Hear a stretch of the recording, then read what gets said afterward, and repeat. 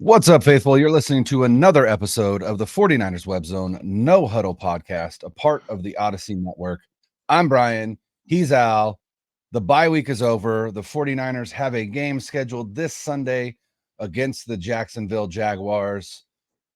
The big news, obviously, coming into the bye and now coming out of the bye is still the addition of Chase Young, the defensive end from the Washington Commanders. Nick Bosa's former running mate at Ohio State. I guess when they played together, they called themselves the Buckeye Bookends, or at least that's what other people called them. I don't know if we can come up with a better nickname for the 49ers, but as it stands now, things are looking up. Things are ready to roll. We're going into the second half.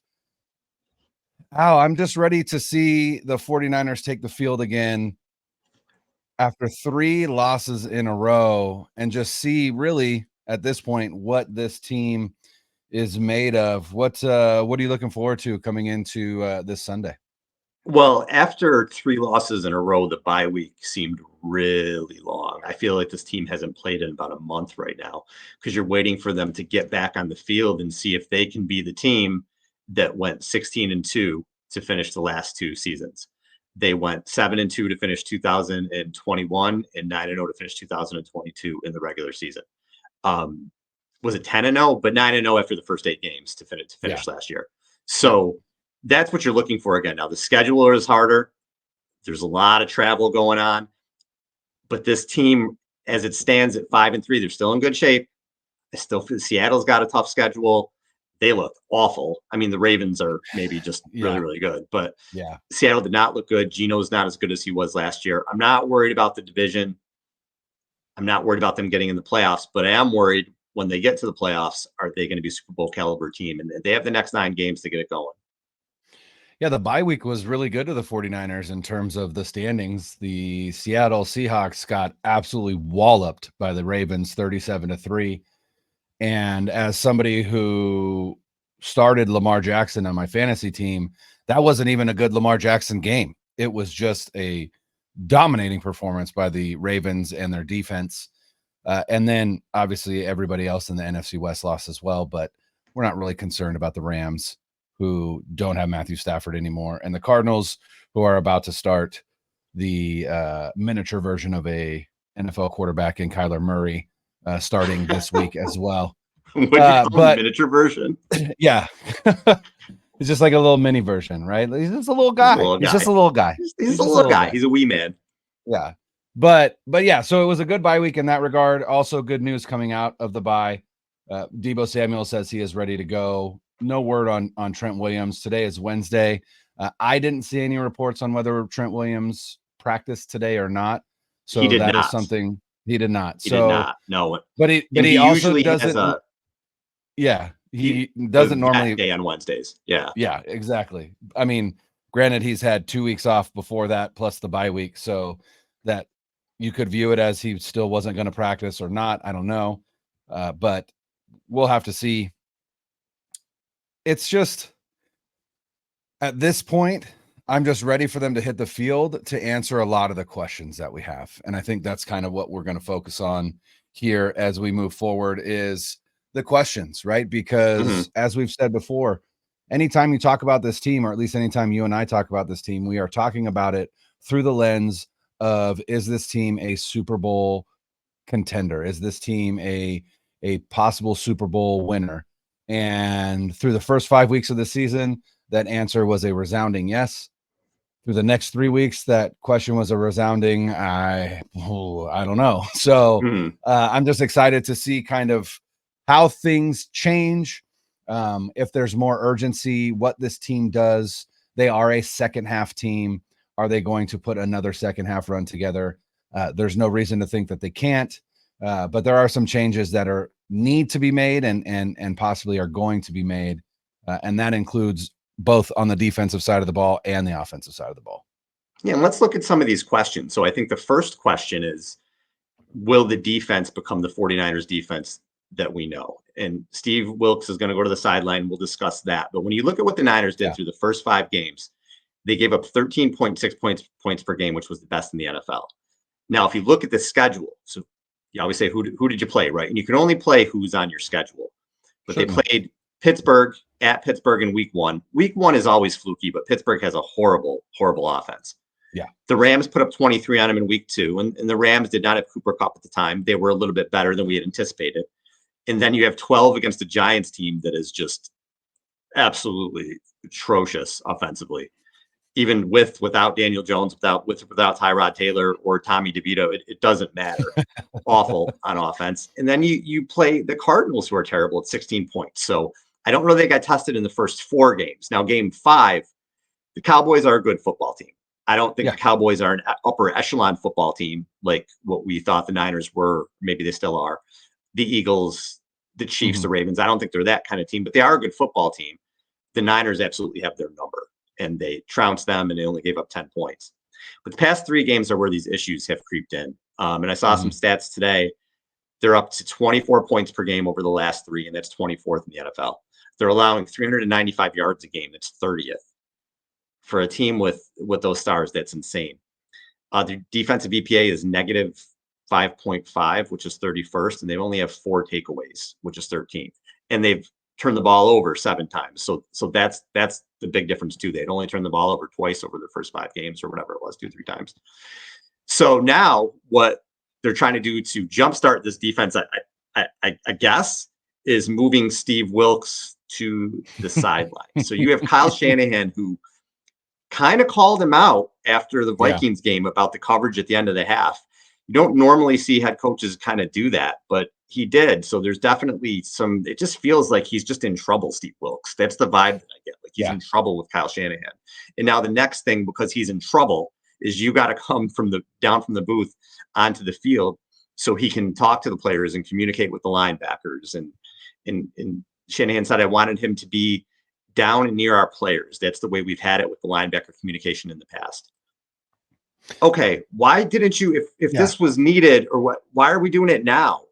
Was it a thing where you're just like, I don't like that you're in the booth, but if we perform, we'll deal with it. Yeah. Is this just a reactionary thing? Has this been talked about? I don't know. I don't think it matters where he is. I think what matters is that they either adjust the scheme to the players' strengths. I think that's what you have to do. I don't think the players are going to miraculously be like, oh yeah, this works for us, and hope that some of the, Chase Young can provide a spark. But more than anything, Brian, they have to tackle. 30 missed tackles or 30 plus, whatever it's been in the past 3 weeks, for a team that has Dre Greenlaw, Fred Warner, and Hufanga, and some of these guys on the back end, to be missing that many tackles is insane. So that's the first thing that has to happen, is fundamentals. You have the fundamentals. Hopefully the scheme balances in with the players, and you could start to get a resemblance of the 49ers defense that we expect to see.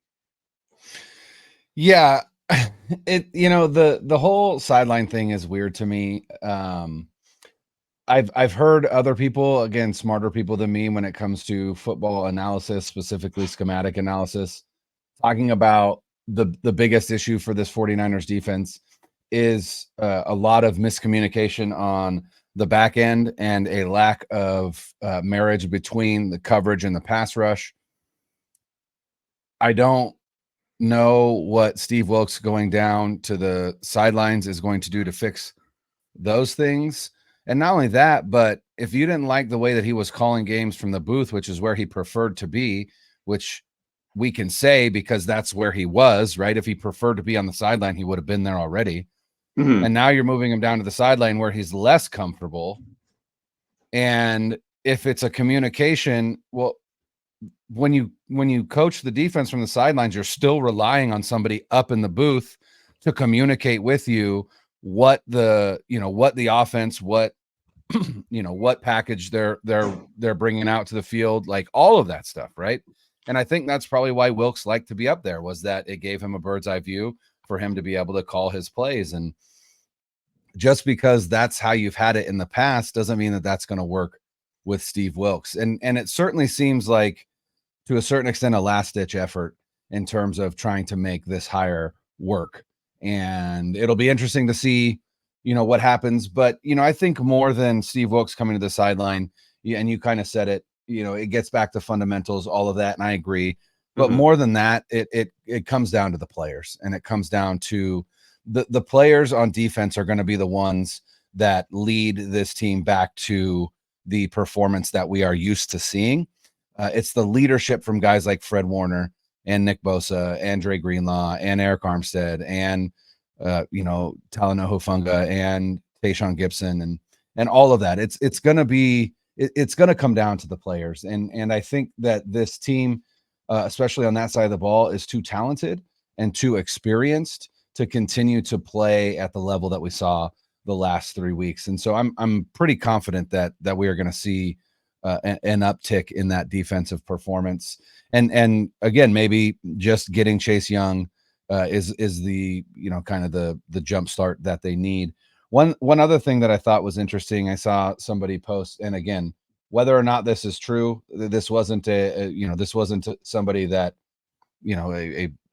a beat writer or anything like that, but I had noticed a couple people had pointed out that one of the things that's been different for the 49ers on the back end this season than last season is that it seems like Wilks has flipped Hufanga and Gibson, where Hufanga is playing more of the free safety role and Gibson's playing more of the strong safety role, where Gibson has been more at the, in the box, and Hufanga's kind of been kind of manning that single high area, which is different than what D'Amico Ryans had last year. Last year, Hufanga, when he had an all-pro season, played in the box more. And I think maybe that's another change that you might see, is seeing Hufanga in the box more and Gibson going back to that free safety role. Why would you change that?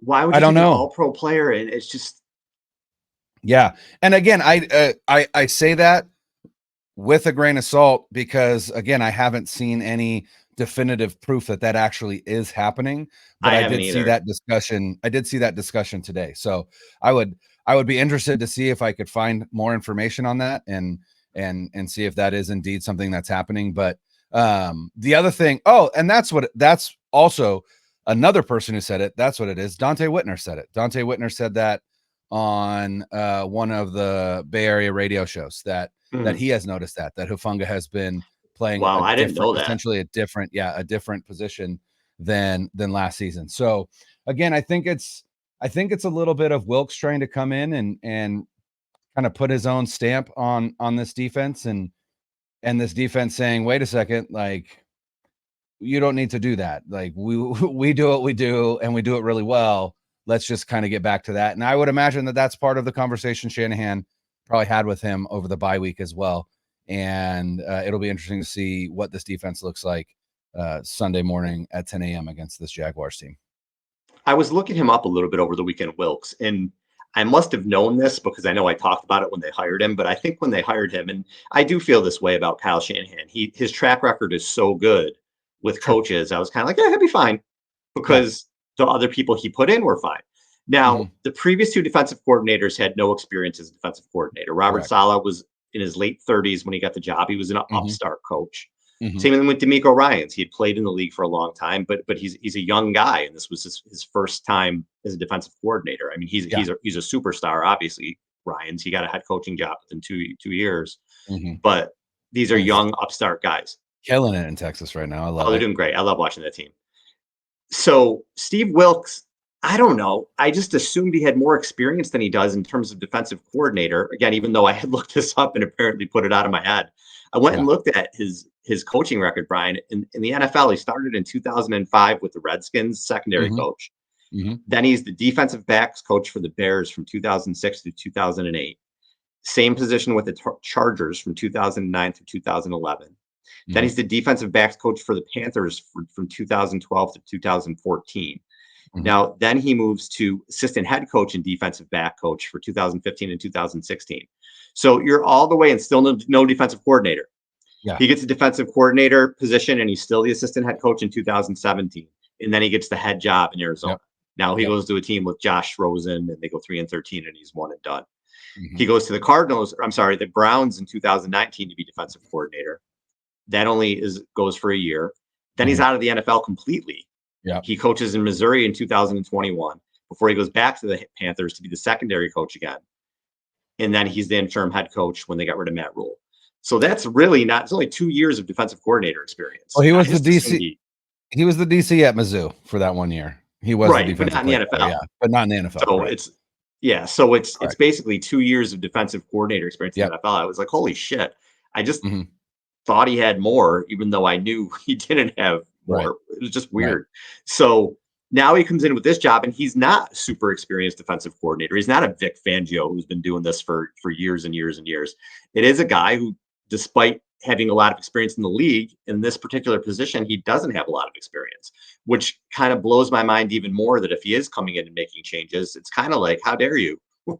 Like, yeah, how dare you do right, that? How yeah, dare you take this team that has been terrific doing what it's doing and make those kind of wholesale changes? So I hope Kyle gave it to him over the break, and I hope that you see the old 49ers defense and them doing things that they're used to doing, and again getting those fundamentals back. Because like I said last show, the past few games they've stepped on the field like a squad that knows they're already in trouble. Like, mhm, this isn't working, and they're kind of playing mm, like that. I want to see them come out in this game, and I want to see Dre Greenlaw just body slam somebody, and Fred Warner look like he shot out of a cannon and play with some intensity, and the defensive line get pressure on Lawrence. That's what I want to see in this game. If it doesn't happen, yeah. could be another long day. Well, and I think what's interesting is I agree with you. That's what I want to see. And then I started looking at some of the, some of the underlying statistics for this Jaguars offense, and I started looking at Trevor Lawrence and his time to throw, and it's one of the quickest in the NFL. And I was like, Yeah, son of a bitch. he gets rid of the ball. Like, yeah. And that's exact like I mean, that's what you do. That's what you do to, to combat an impressive pass rush. So it's going to be a test right out of the gate, not only because this is a 6-2 Jaguars team, but because this Jaguars offense is going to want to do things that this defense has struggled with so far this season, and at times in the past. And again, that Mhm. is a bunch of quick passing concepts that negate pass rush. And when if you're an offensive coach like Doug Peterson, and you're like, wait a second, I've got a defensive line with Nick Bosa, Javon Hargrave, Eric Armstead, and Chase Young. Like, I'm not, everything is going to be quick because that is disgusting. And so, Mhm. what we want to see, I'm not sure what we'll see on Sunday. It'll be interesting, but uh, you know, eh, and that was the other thing and we've said it before. The weird thing to me is I thought that with all of that experience that Wilks had when it comes to being a DB's coach, and you even saw, he was spending one-on-one time with Diamador Lenore at camp when I was there, with Charvarius Ward. Like, he spent a lot of time with those DBs in that DB room. You would think that coverage is not the thing that they'd be struggling with, and yet here we are. Mhm. And they've got the players to do it well. I just think he still hasn't figured out, like, hey, this team and these players are here because they are really, really adept at running a very tight and sound zone coverage. And you're starting to mix in too many things that are affecting their communication. And so my hope is that things get simplified on that end, that, you go back to putting players in the best positions that they, that fit them, and specifically with Hufanga, and then see if they can't, smother this Jaguars offense. Another question is Brock Purdy. Are we going to Yeah. get the Brock Purdy that we saw over the first 5 games? Still some, mistake prone throws, but not the turnovers that we've seen in the last 3 games where he's had trouble I guess he's had trouble playing a complete game. I guess that's what you Mhm. can say. So when I try to go to school on stuff, I'm not the type of guy who could turn on the tape and be like, oh, this is a dig route and the defense is doing Right. this and this is this coverage. And I have no idea.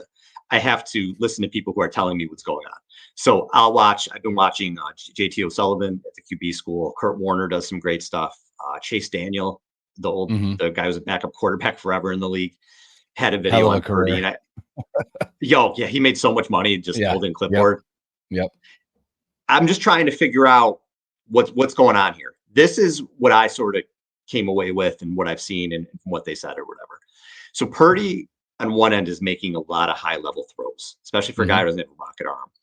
Examples of those. The 2 throws that he made to George Kittle, against Cincinnati, the one from the Yeah. end zone, and then another one that was also over the middle. Just, I mean, phenomenal, high level, ripping it in a small window downfield.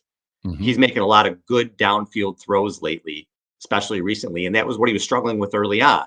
He wasn't hitting those long throws. Now he's been really good at that. I'm also seeing is a lot of poor decisions where it seems like he's forcing the ball, trying to do too much, and maybe he's not quite seeing it. For example, Cincinnati was dropping 8 on him, and that seemed to throw him off at sometimes. Here's the thing, Brian. That is typical of a young quarterback. Yeah. Typical. This is not anything. If he was Zach Wilson out there and he was holding the ball and air mailing passes and completely non-functional, you're like, oh shit, you have a problem. He's not doing that. He's just going through growing pains as teams get tape on him and teams are adjusting. Now, what Purdy has to do is make his own adjustments. He has to start work on mitigating risk. Tom Brady was on a podcast with Josh Allen, and I think he was kind of breaking his balls a little bit, talking about like, sometimes you just got to take the check down. Sometimes a 4-yard completion is fine. So he has to work on mitigating risk and just throwing the ball away to play another down. The first interception against Cincinnati, where it was the RPO or whatever it was, where he's going to flip to Kittle and they're already lining him downfield and he tries to run to the right and make a play, even though it was a penalty anyway because they were lining him downfield. The Cincinnati defender makes a phenomenal play and it's an interception. Stuff like that, just throw the ball away. Like it's over. Right. The play's over. Mitigate risk. And also he has to work on playing complete games. He's looked really good parts of the last 2 games. The first 3 quarters plus against Minnesota and for most of the game against Cincinnati, he played really, really, really well. And then the wheels come off. So he has to work on that. Now, if he's still making these mistakes down the road, and down the road, I don't mean 4 or 5 weeks because he's a young quarterback. I mean like in the next year or so. Yeah, then it's an issue. But for right now, I feel like it's part of the growing pains. And if those growing pains cost the 49ers a trip to the Super Bowl, that's the bet that they made. They're going with this young kid. So unless you have the Avengers around him and you can completely just let him play point guard, right now they don't have that because they don't have Trent Williams and they haven't had Deebo Samuel. And Purdy's had to do a little bit more and he's been forcing it. So unless that's around him, if you are asking him to come from behind, if you are asking him to get in a shootout, that remains to be seen if he can do it. And there aren't a lot of first, second, third-year quarterbacks who can do that consistently. The Patrick Mahomes don't grow on trees. Even the stuff you're seeing with Stroud. Stroud was phenomenal this past week. Man. Best rookie game ever, maybe. He shit the bed 2 weeks earlier against the Panthers. So there's going to be the ups and downs. Even with Stroud for the rest of the year, he's going to have more great games and he's going to have game where he struggles. He struggles more on the road, just the way that it is. So that's where you are with the 49ers. You cannot look at Brock Purdy as like they signed Kirk Cousins 5 years ago and Kirk Cousins is this vet who needs to play like he's been in the league 10 years or whoever you want to be. That's what Garoppolo had been in the league for a while. And like he kept making the same mistakes. That was the issue with him and getting hurt. But Purdy hasn't done that yet. And it could be another year before he settles in, or maybe he doesn't, but we're not going to know. We have to wait and see what happens.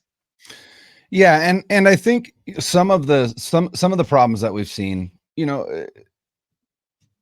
relate to the question that a lot of people have about Brock Purdy and is he a quarterback that you can win with, or is he a quarterback that can win you a game? And right now he's a quarterback that you can win with, and that's fine. He's a rookie.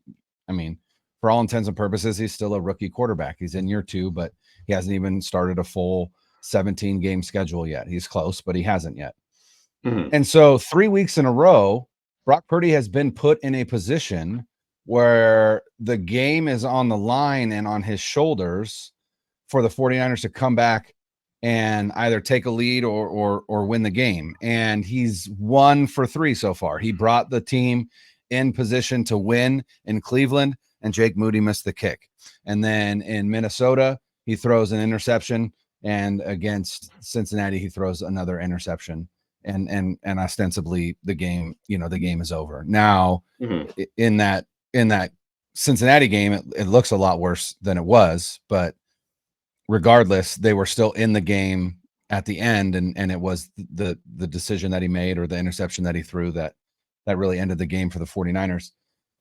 But the other thing we have to look at is the offense as a whole, without Trent Williams and without Deebo Samuel. and they were with Trent Williams in Cleveland. Granted, that ankle injury happened early, but he came back out and played the rest of the game. But with Williams out against Minnesota and against Cincinnati, this offense looked like a shell of itself, especially the run game. And that's, I think, the thing that we really gloss over a little bit in terms of analyzing this offense and analyzing Brock Purdy is this offense is predicated upon a successful run game.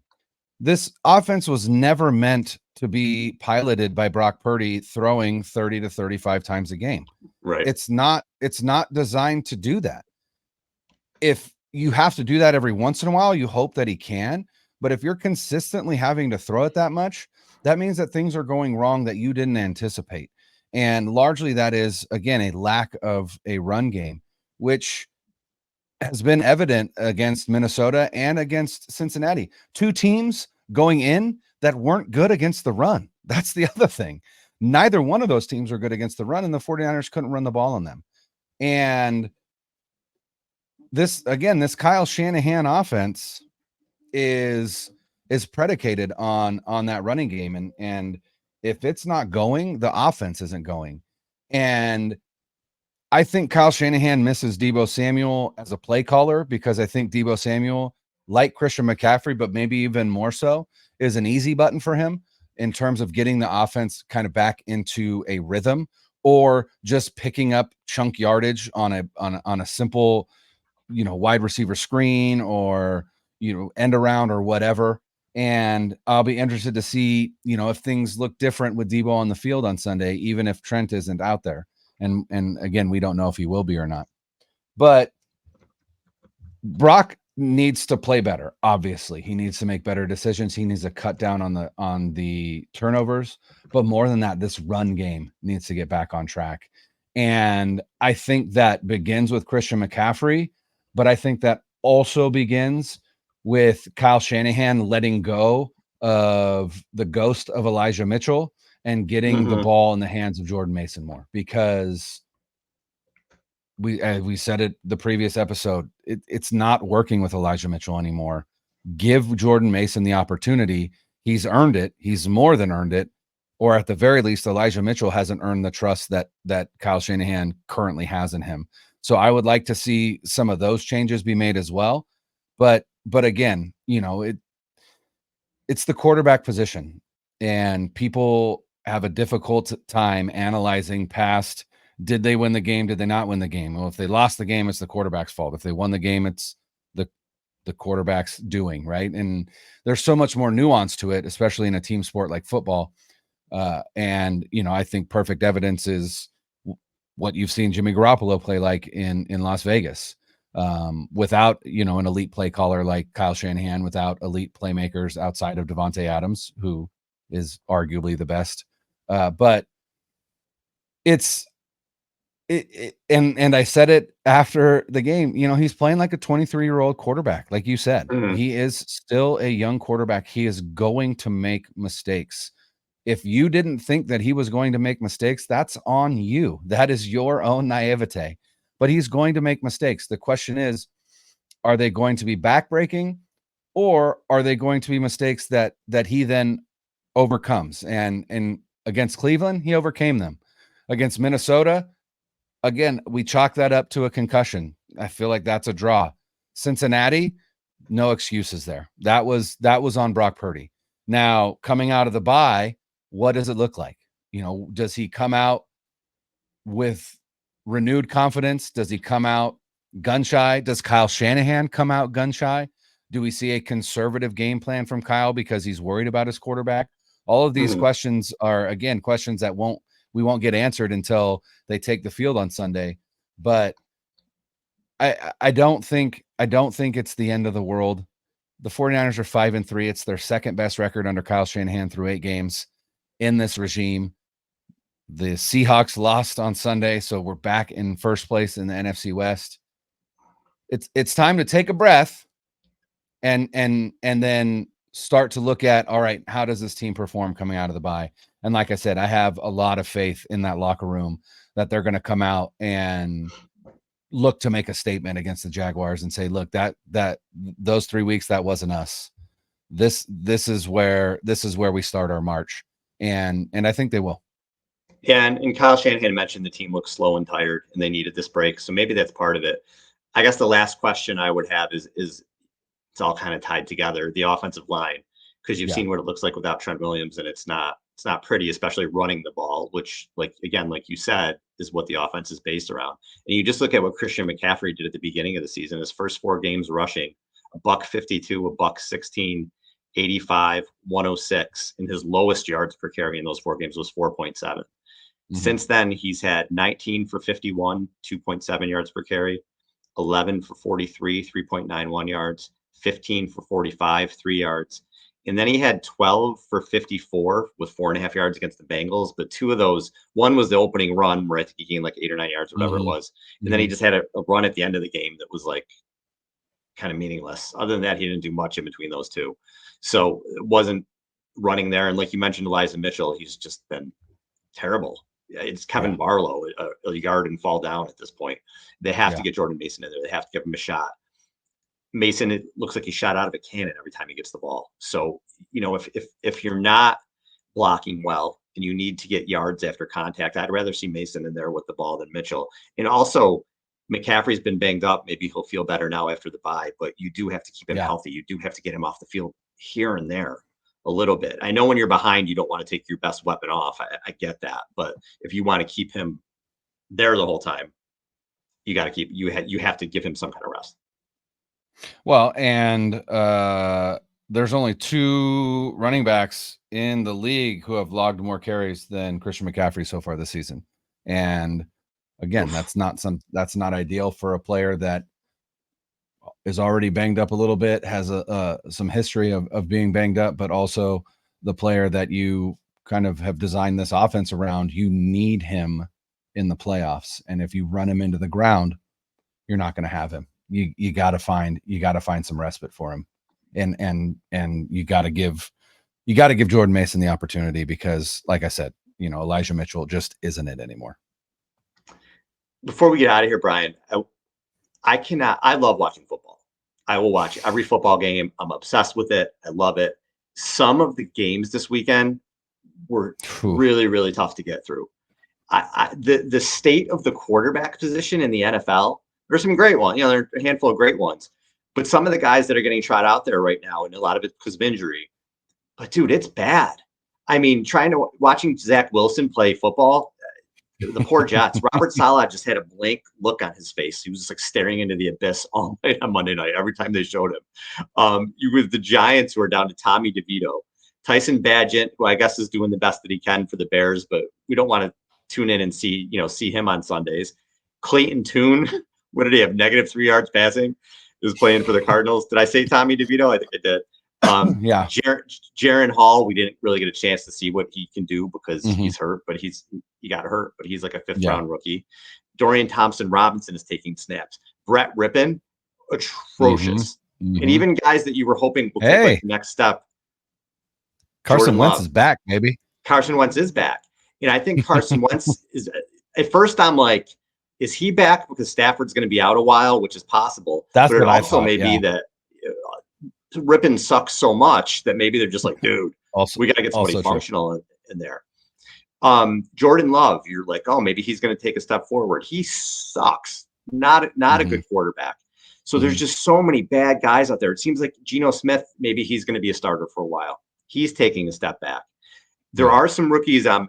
Will Levis, I think the dude can play. I like watching him play. I think he's going to be a decent one. Aiden O'Connell looks like he's going to be serviceable. The Raiders should just run with him the rest of the year. Richardson, we don't know. What was that? I believe they are. Yeah, I think so too. Yeah. Yep. Anthony Richardson got hurt. We don't know. Bryce Young, it's hard to judge him behind that offensive line. He doesn't really have any time, but he certainly hasn't looked great. Yeah, I mean, you're throwing to kind of an old Adam Thielen right now, and there isn't really anybody else around him. Stroud obviously looks phenomenal. I'm sure there's other quarterbacks I'm missing that suck because there's a lot of them out there right now. But man, Derek Carr kind of sucks. Even the guys who are like around, like he kind of sucks. Desmond Ridder sucks. Taylor Heineke struggles. Baker Mayfield. Kenny Pickett. Kenny Pickett. Dude, I think CJ Stroud has more touchdowns this year than Kenny Pickett has a year and a half already, or whatever Pickett's been playing for. Mm-hmm. Just like he's awful for 3.5 quarters, and then like the last couple drives, he just plays well. And Pittsburgh pulls out games. I don't know how they're doing it, but the state of the quarterbacks in this league right now just really bad, and offense is struggling. Point scoring is down. So hopefully, I mean, we've said it before with the 2021 class that looks like it's not going to be anywhere near what we thought it was going to be.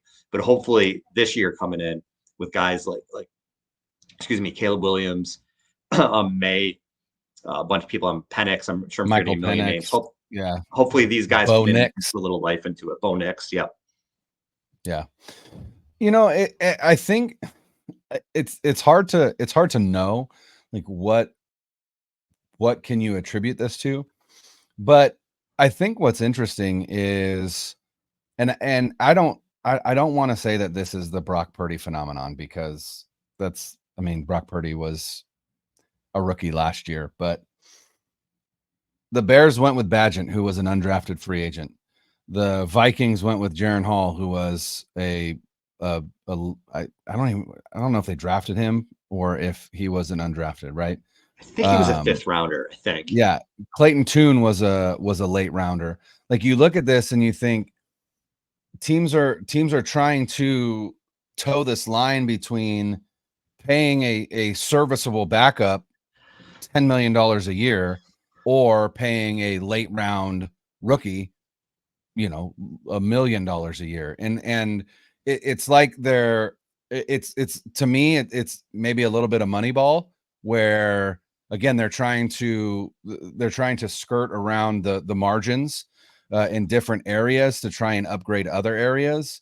But the problem is that too many quarterbacks are getting injured, and now all of a sudden you've got all these guys who probably never would have seen the field even 5 years ago are now seeing the field because of that philosophy. And like I said, I don't want to call it the Brock Purdy philosophy, but I don't remember having this issue last year or even the year before. In fact, last year the 49ers planned on paying what's his face. I don't remember who did Brock Purdy beat out. I don't remember now. What's his name? I can't think of his name. Oh, Sudfeld. Was it Sudfeld? Sudfeld. Yeah. Yeah. They were going to pay Sudfeld. What was it, like $2.5-3 million? Yeah, I blanked on him too. Yeah. So, it feels like it feels like almost like an overreaction to the success of Brock Purdy, and every team was like, hey, instead of paying Colt McCoy, instead of paying, Carson Wentz, instead of paying some of these guys that you would normally have paid, let's just draft a late round rookie and let him be QB2 and just hope that he doesn't have to see the field. And now the problem is that they are. And so it just looks like dog shit out there. But you brought up Robert Saleh, and I have, like, you look at what Josh Jacobs did in that Vikings game to lead them to a victory over the Falcons, who again are just frauds. I don't know what Arthur Smith is doing over there. You drafted Bijan Robinson with a top 5 pick, and you just refuse to give him the ball over Tyler Algier. Like, what are we doing? What are we actually doing? Along with having Kyle Pitts there and Drake London, and you could have had Lamar Jackson in the offseason and you chose not to. Like, there's just certain things you're like, man, you are reaping what you sowed for sure. But I don't understand why the Jets didn't go after like a Josh Dobbs, or didn't go after Carson Wentz. Carson Wentz was available. All you had to do was sign him. Like, I don't know why. It's like they thought, hey, we'll bring Aaron Rodgers in. He's old. He'll only play a few seasons. And then Zach will learn under him, and then we can turn it over to Zach. We won't have to pay him a lot because, he hasn't started. So, we'll be able to give him a multi-year contract for very little, and then see what we have after he learned under Aaron Rodgers. And then Rodgers tears his Achilles, and like, well, shit, now we have to play him. Yeah. And then it's like, he's not playing well, but also we still have maybe these hopes that he could. And so we don't want to bring anyone else in. in order to, essentially end this relationship with Zach Wilson. But also you're just ruining this tremendous defense and this opportunity to still maybe make the playoffs, because Aaron Rodgers is talking about coming back in like 6 weeks, which is, again, just insanity to me. But yeah, it's not great right now with all these quarterback injuries, and hopefully these guys come back and we get a stretch run of better football to end the season and head into the playoffs. And that's where I give the 49ers credit. And again, regardless of whatever the listener, whoever's listening to the show thinks of Trey Lance, the 49ers said, we're moving on. And when they decided they were moving on, they moved on. They didn't say, oh, well, we're going to keep him around. And like the Jets did for hopes, they said, you know what? We're going to bring in a vet. We like Brock Purdy. We feel better with Darnold. We gave up a ton to get him, but we're going to move on. Now, I guess they have more, capital in the bank Cachet. than maybe Joe Douglas and Robert Saleh do in New York, where they can say like, okay, this didn't work out. We traded a lot. All that stuff. So like, we're going to move on. We still have a loaded roster. Look at what Brock Purdy did. Maybe the Jets felt if they did that, if it could have backfired on them. I don't know. But yeah, if you get a guy like Jacoby Brissett in there, right, you're going to win some games. You're probably going to make the playoffs. Yeah. And you get guys. So what? You say, so what? They're not going to win the Super Bowl. Well, maybe next year they have a chance to win the Super Bowl if Rodgers is back and Rodgers. And you get guys like Quinnen Williams and Garrett Wilson, Breece Hall. They have playoff experience now because they got in and played a wild card game. And that's just not the case. So give the Niners credit for that. So, all right, Brian. Tomorrow, which is Thursday, we're back. We're going to do our preview show, and we got Brian Baldinger scheduled with us and talk some Niners. So we are excited about that. Next week, Cynthia Freeland from NFL Network is back as well. Very excited. We're pumped to have these guys coming up. So, all right, everybody. For Brian, I'm Al. Later.